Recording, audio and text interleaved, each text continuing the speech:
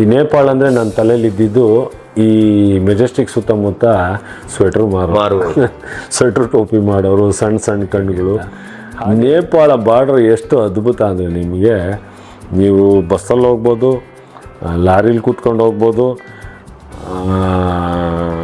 ಕಾರಲ್ಲಿ ಹೋಗ್ಬೋದು, ಬೈಕಲ್ಲೂ ಸಮೇತ ಕೂತ್ಕೊಂಡು ದಾಟ್ಬೋದು. ಇಡೀ ನೇಪಾಳ ನೀವು ಎಲ್ಲಿಂದ ಎಲ್ಲಿವರೆಗೂ ಆದರೂ ಹೋಗಿ ಇಡೀ ನೇಪಾಳ ಇನ್ ವಿ ಶೇಪಲ್ಲಿ ಸಿಗುತ್ತೆ. ಈ ವಿ ಕೊನೆ ಆಗೋ ಹಂತದಲ್ಲಿ ನೀರು ಹರಿತಾ ಇರುತ್ತೆ. ಅತ್ಯಂತ ರಭಸವಾಗಿ ಹರ್ಕೊಂಡು ಬರುವಂಥ ಜಾಗಗಳು, ಅಲ್ಲೆಲ್ಲ ಕಡಿದಾದ ರಸ್ತೆಗಳು. ಮೊದಲನೇದಾಗಿ ನಾವು ಪೋಖ್ರಾ ಅನ್ನೋ ಊರನ್ನ ಎಂಟ್ರ್ ಆಗ್ತೀವಿ.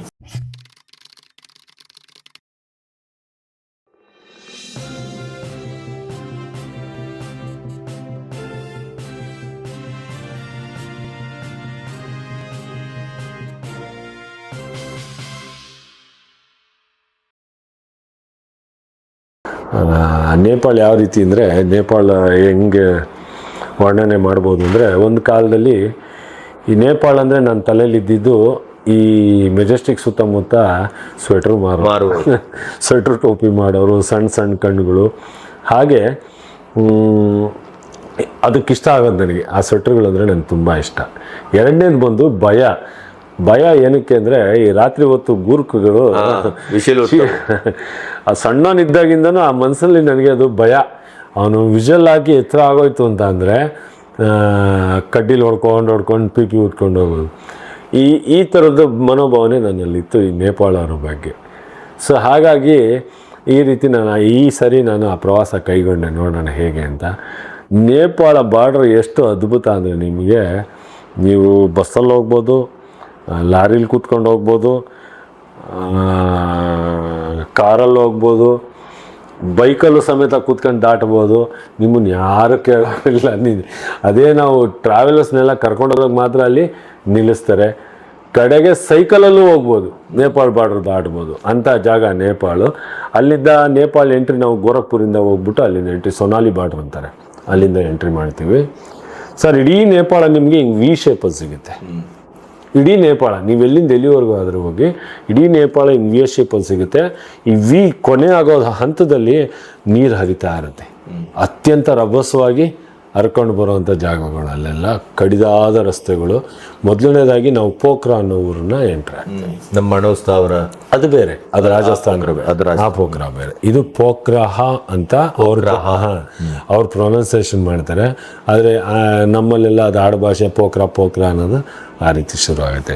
ಅಲ್ಲಿಂದ ಪೋಖ್ರಾಗೆ ಹೋಗಿ ಅಲ್ಲಿ ನೋಡುವಂಥ ಸ್ಥಳಗಳು ಸುಮಾರಿದ್ದಾವೆ.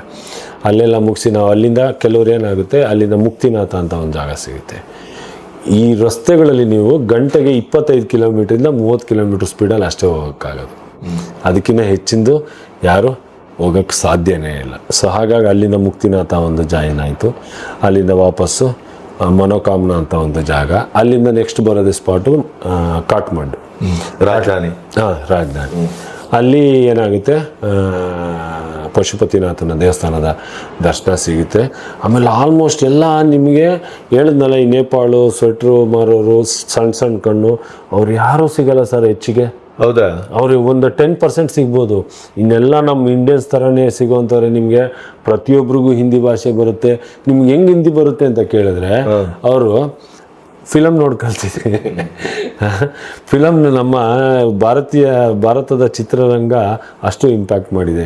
ನಿಮಗಲ್ಲಿ ನಮ್ಮ ಕನ್ನಡದ ಸುದೀಪ್ ಗೊತ್ತು, ರಾಕಿ ಯಶ್ ಗೊತ್ತು, ಪ್ರತಿಯೊಬ್ಬರು ಗೊತ್ತು ಸರ್ ಅಲ್ಲಿ ಅವರಿಗೆ.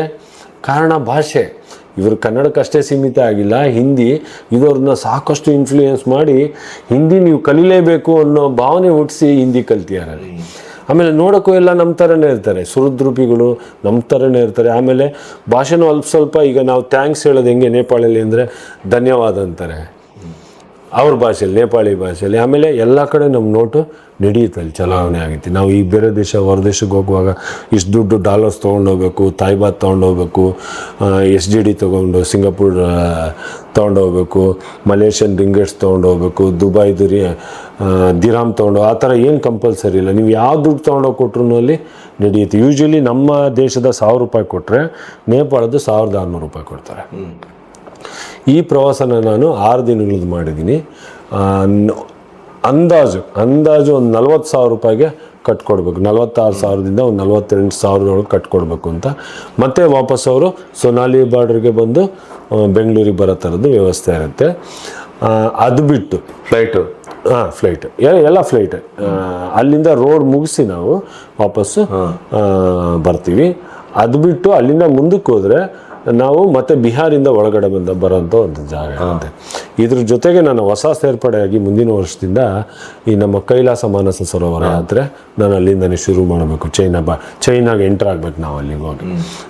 ಅದು ಅಷ್ಟೇ ಸುಮಾರು ಎಲ್ಲರೂ ಕಷ್ಟದ ಪರಿಸ್ಥಿತಿನಲ್ಲಿ ಅಂದಾಜು ಒಂದು 15 ದಿನ 16 ದಿನ 18 ದಿನದವರೆಗೂ ಬೇಕಾಗುತ್ತೆ. ಅದು ಆ ಪ್ರವಾಸ ಕೈಗೊಳ್ಬೇಕಾಗುತ್ತೆ. ಅದನ್ನೊಂದನ್ನು ನೆಕ್ಸ್ಟ್ ಇಯರ್ ಕಂಪಲ್ಸರಿ ಅದನ್ನು ಸ್ಟಾರ್ಟ್ ಮಾಡ್ತೀನಿ. ಅದನ್ನೊಂದು ಹೊಸ ಸೇರ್ಪಡೆ ಆಗುತ್ತೆ ನಮಗೆ. ಸೊ ಇದಿಷ್ಟು ನಿಮ್ಮ ಈ 7 ತಿಂಗಳ ಸಾಧನೆ. ಹೌದು.